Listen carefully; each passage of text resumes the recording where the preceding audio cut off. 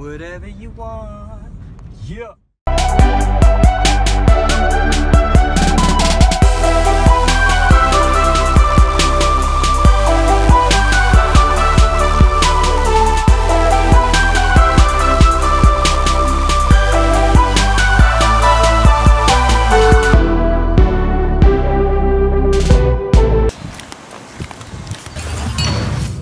Beautiful day in the neighborhood.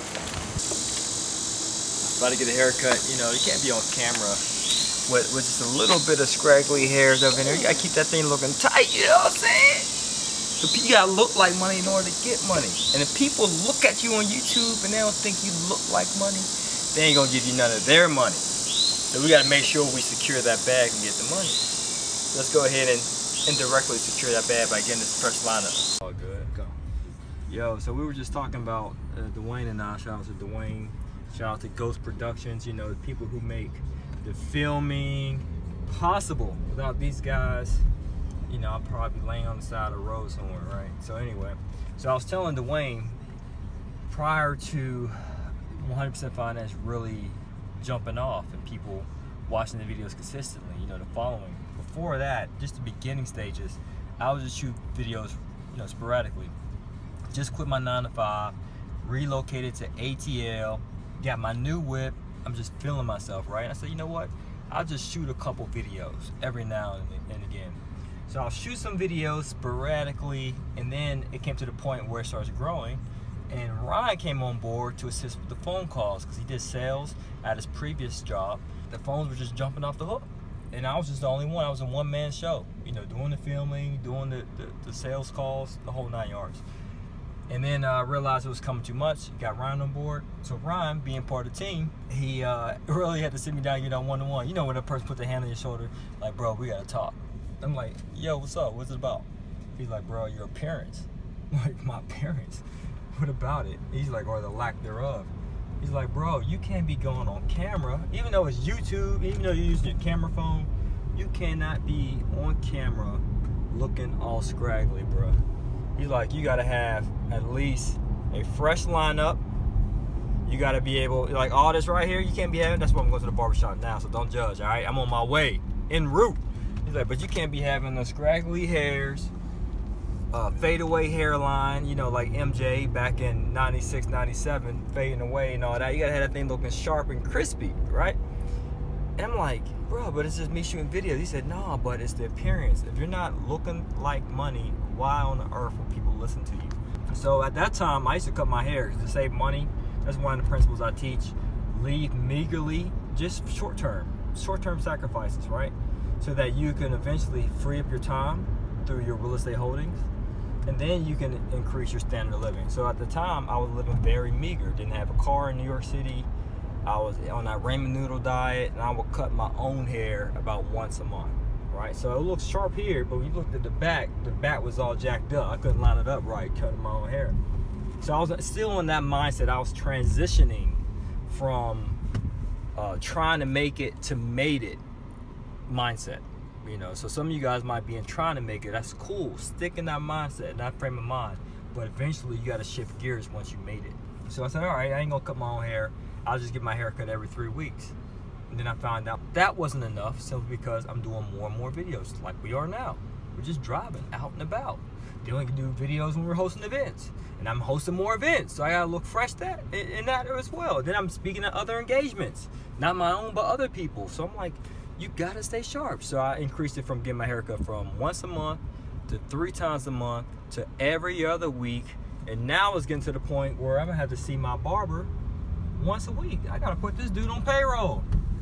Simply because I'm in front of the camera a lot, right? It's just the cost of doing business. Speaking of cost of doing business, some of you guys may be interested in business and real estate investing, and you realize that the cost involved in pursuing these industries can be somewhat expensive, right?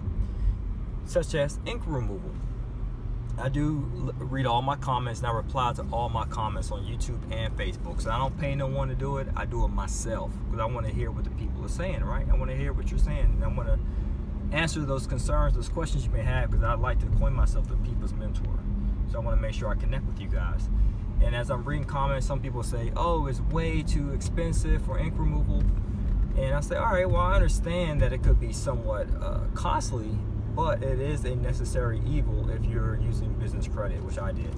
And I somewhat empathize with people, but not sympathize, simply because I too was a consumer of the product before I decided to produce ink removal myself.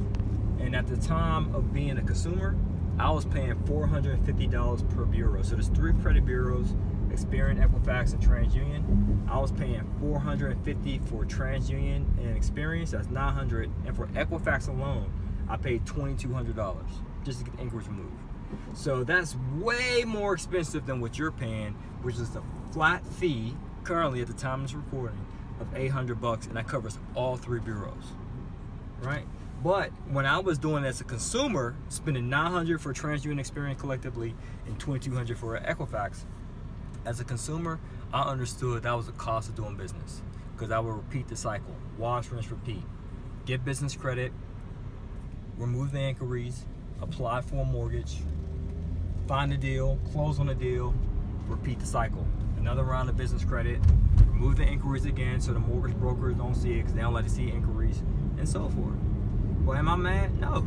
I'm financially free and independent to the point where I can make videos just about me getting a haircut and telling you I got to improve my grooming standards simply because of the audience, and I'm hosting more events in front of a camera.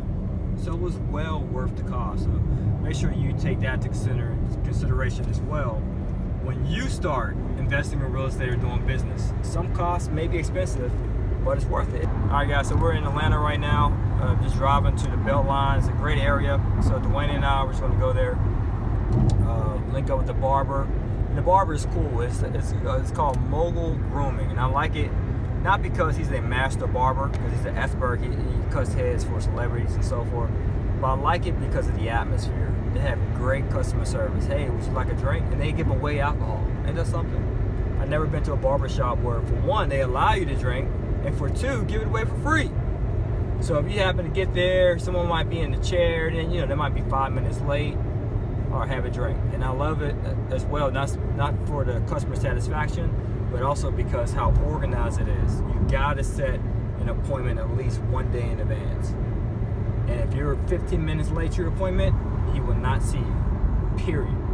So I like that, I appreciate that. I appreciate working with people and businesses who respect each other's time.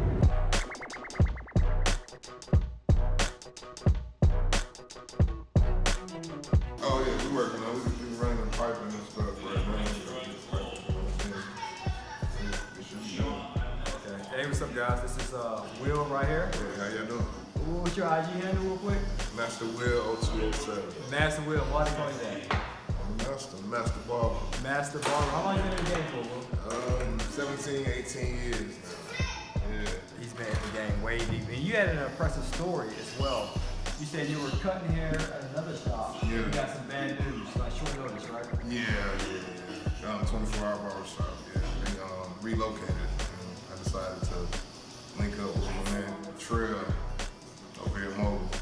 It started on the Started on entrepreneurship at its finest, right? And this is a shop. And one of the things that attracted me to this barbershop, for one, it was a referral, word of mouth.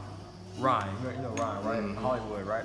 He's like, bro, you gotta come to the barbershop, man. For one, the level of, the mastery, I should say, of haircutting is superb, second to none. And secondly, the venue is awesome as well. And third, they have one of your favorite things available at all times. Like, what's that? The beer.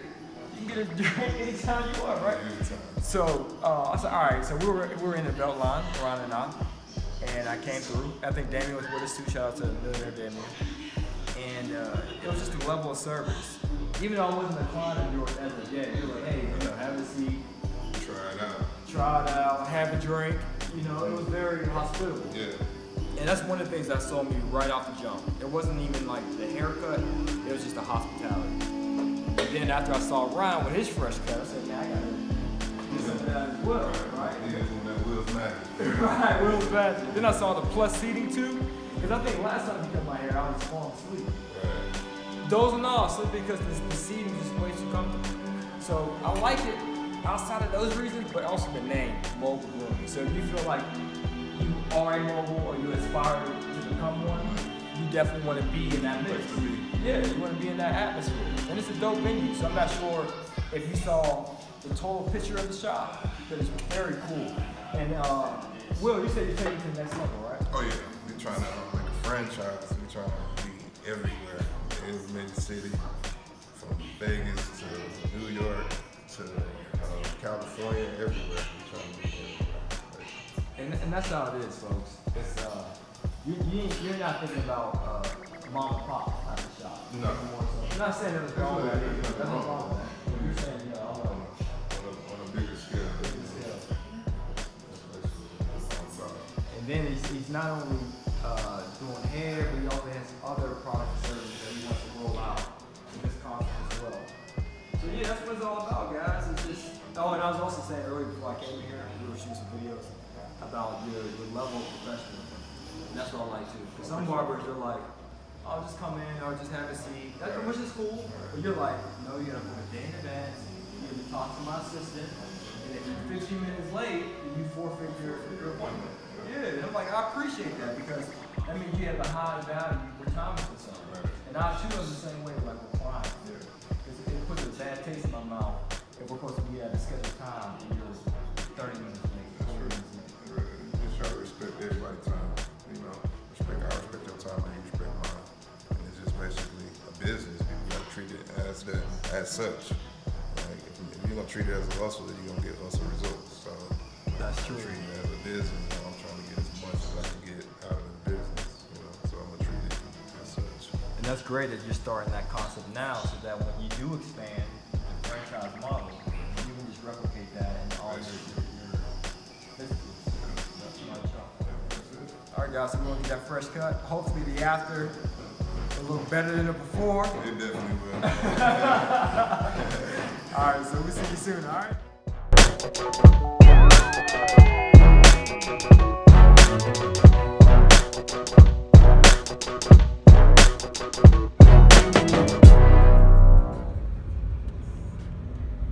Whatever you want.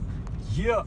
We're in Atlanta's I-75 North to be exact. We're heading back to the office.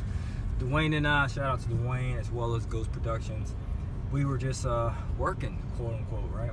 And the reason why I say quote unquote, because we were definitely doing some personal stuff. Got my hair cut, but we're shooting videos, that's work. We was walking the belt line, shooting videos, that's work. We were at Highlands Bakery eating some great pancakes and some sausages and eggs and grits and shrimp and grits and all that good stuff. But guess what? That was work. Even right now I'm driving with no hands. That's work, right? So the reason why I bring that up is everything you do as a business owner can potentially be a write-off. Let me expound upon that.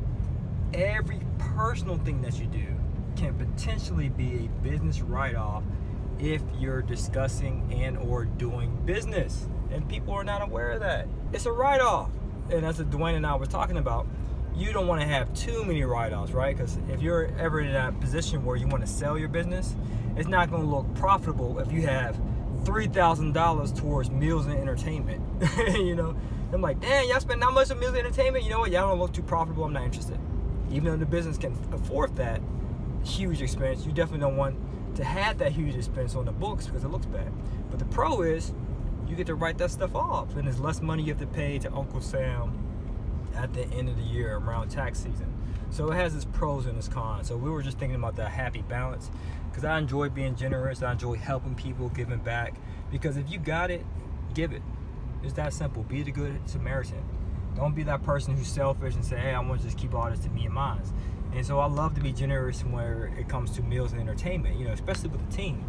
But I realized from a personal standpoint, 1 month we had about $2,000 spent towards meals and entertainment. And Dwayne was like, $2,000? Damn! What y'all was doing? Red Lobster? Not Red Lobster. We said eating lobster every day, steaks and all that. And I was like, bro, I don't even know.